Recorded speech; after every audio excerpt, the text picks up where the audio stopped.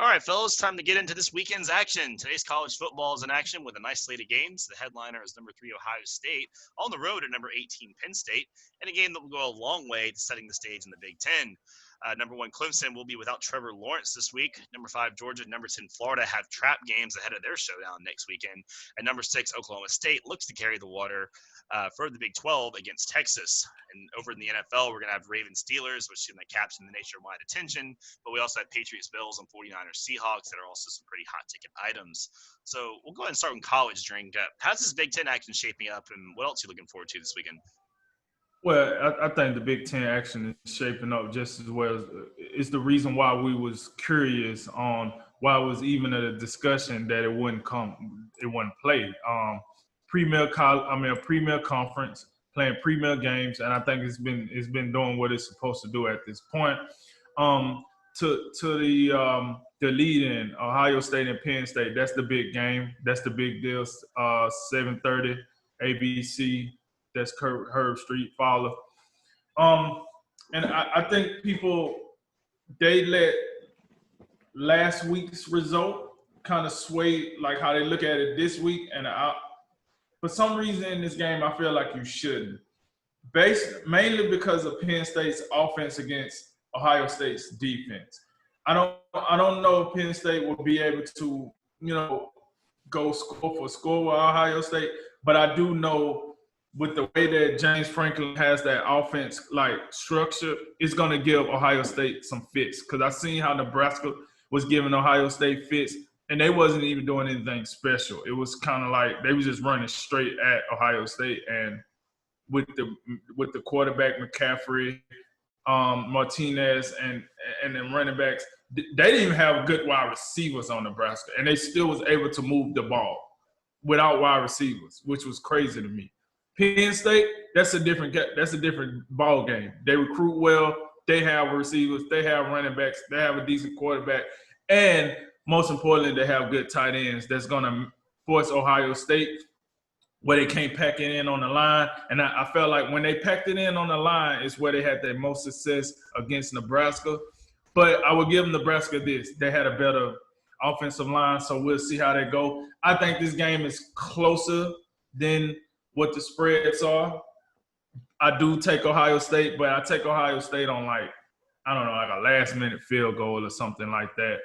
I'm looking – you're going to have to score at least 30 in this game. So I'm looking at maybe 31, 34, something like that as far as the score. Then when we move on down to Clemson without Trevor Lawrence, listen, no big deal. I'm not too concerned. This kid they got coming in is the future of Clemson.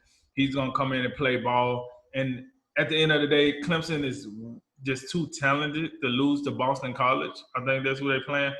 And this ain't happening. I'm not concerned. Clemson going to still roll them. Georgia and Florida, trap games as they might be, I just think both of these teams take care of business. And I will say Florida been off for quite a while. So them coming back, I do think we see some rust, but not to the point of them losing. They already lost the game this season. Dan Mullins know how that feels, even though I think Texas A&M is better than what people give them credit for. Either way, Florida lost the game, so they know how that feels. Georgia coming off, they lost to Alabama, so you know they're rearing to get back in here and show that they still a team with some juice left in the tank. And, they want to tune up some things and get ready for Florida next week. We know how important that game is between the biggest tailgate in college football, as they call it. Good luck with that this year with coronavirus. But either way, we know what that game means. We know they're going to pour out their hearts and souls in that game. And then I don't. To answer your question, I don't think Oklahoma going to carry the water all the way to the deadline. I think as I watch them, somebody going to get them. They're going to get got. Like it's just they don't play enough consistency on all three phases of the game to go undefeated. They just kind of play enough to win the games. But when you go against teams that have the same amount of talent or more, you get caught up with that. And that's what I see with Oklahoma State. So with all that said, that's my outlook on college football this weekend.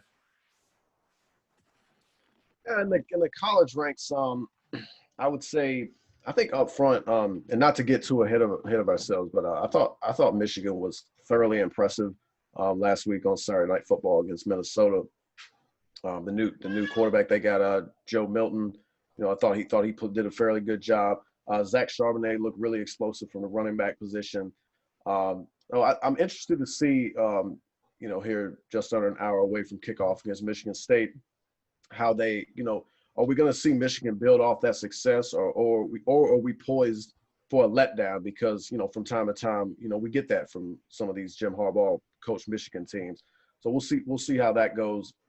I think elsewhere, I think Ohio State, Penn State. I think that's clearly the headliner. I think the Penn State's loss in their opening week to Indiana takes some of the luster off that game, but I think it's still going to be a compelling matchup.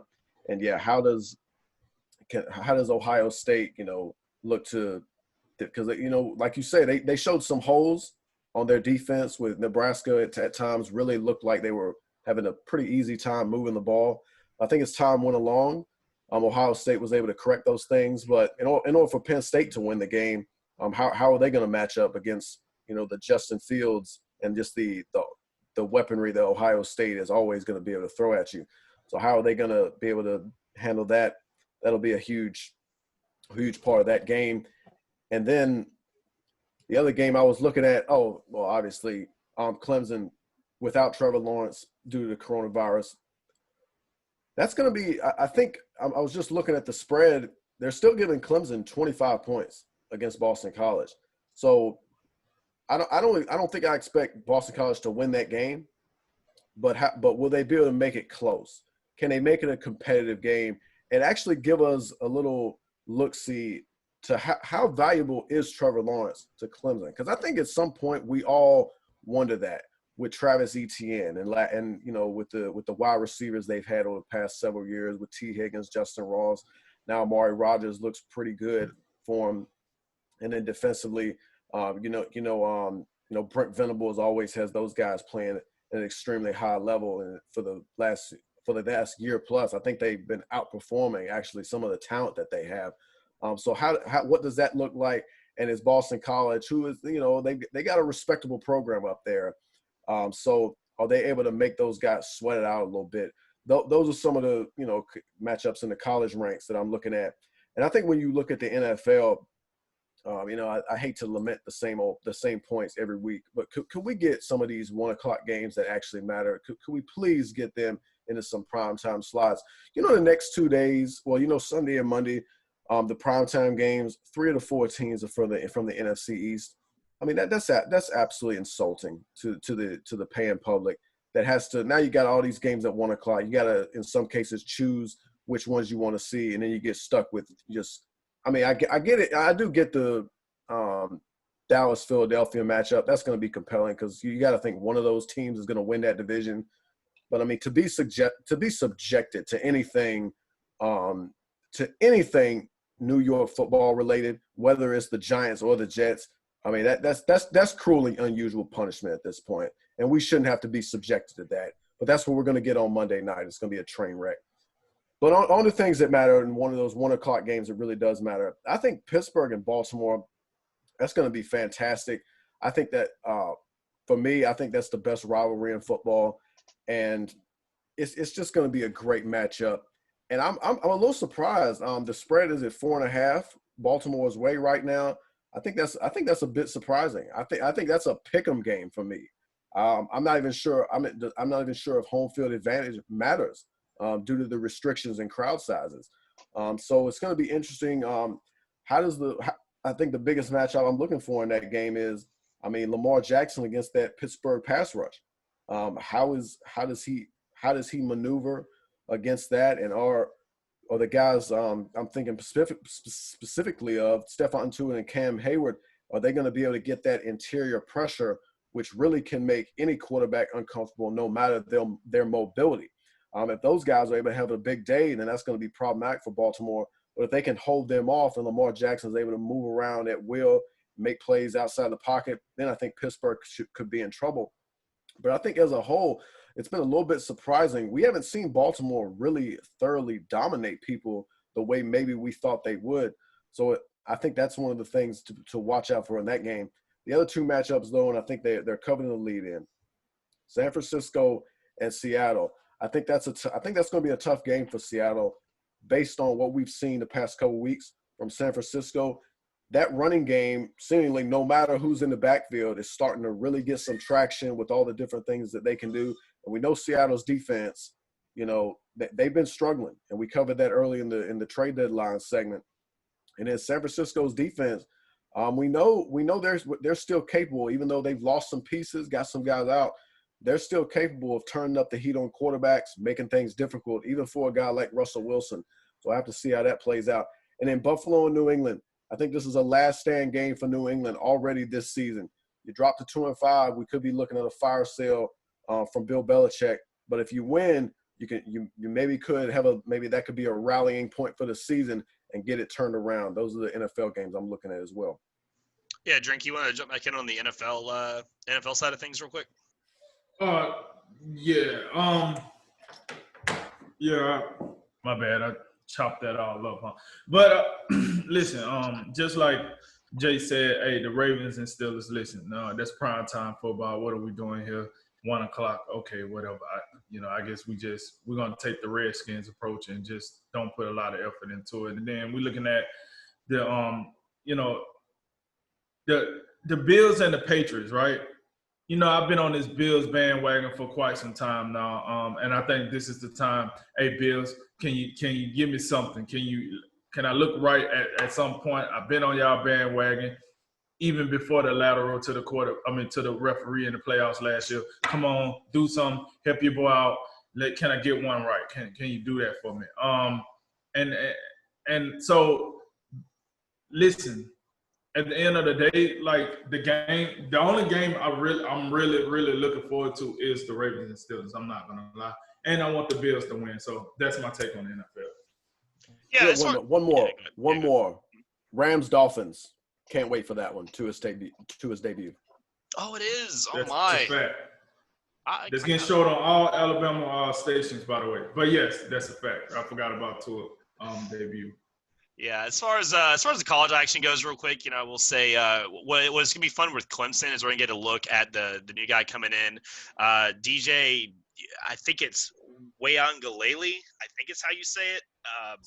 I'm in the neighborhood, but he was the number 1 overall pro style quarterback, number 10 overall prospect in the class he came in at. He's 6'4", 250, runs a 4.7. I mean, throw it out of the stadium. He can throw a mid-90s fastball in baseballs. I guess everyone's a dual sport athlete now. So, I think what's really interesting is obviously Trevor Lawrence out with COVID.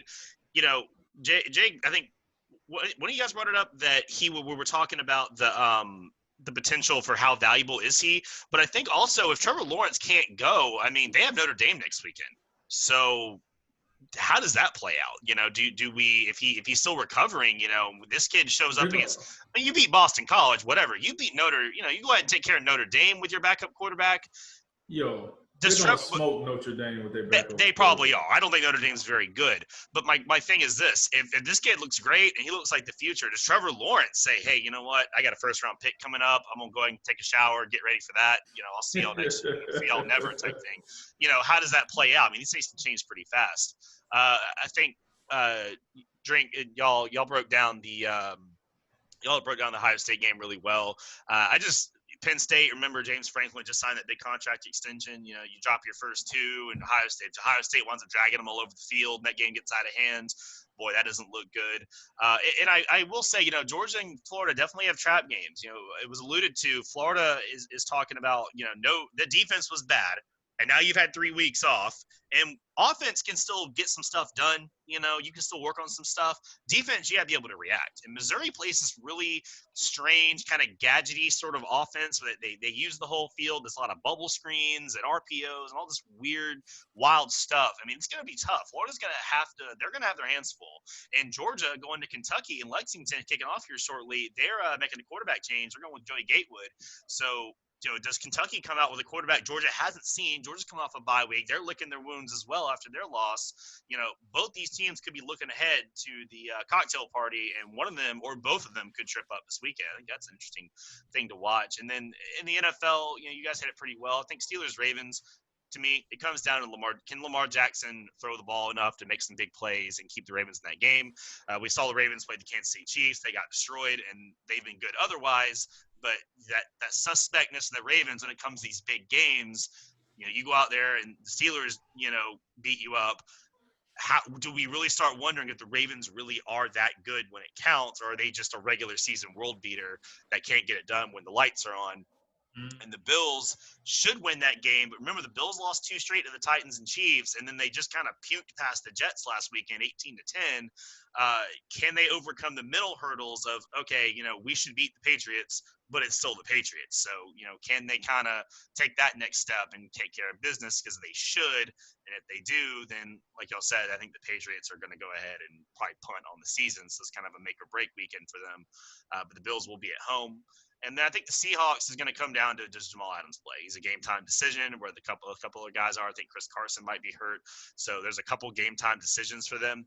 And I think if Jamal Adams then play, I think they can take care of the 49ers. I think if Jamal Adams is out, 49ers need that game. I mean, they are last in that division, and they're 4-3 or 3-3 or something like that. I mean, they're not bad, and yet they are last place in that division. So they desperately need that game to get back in the race.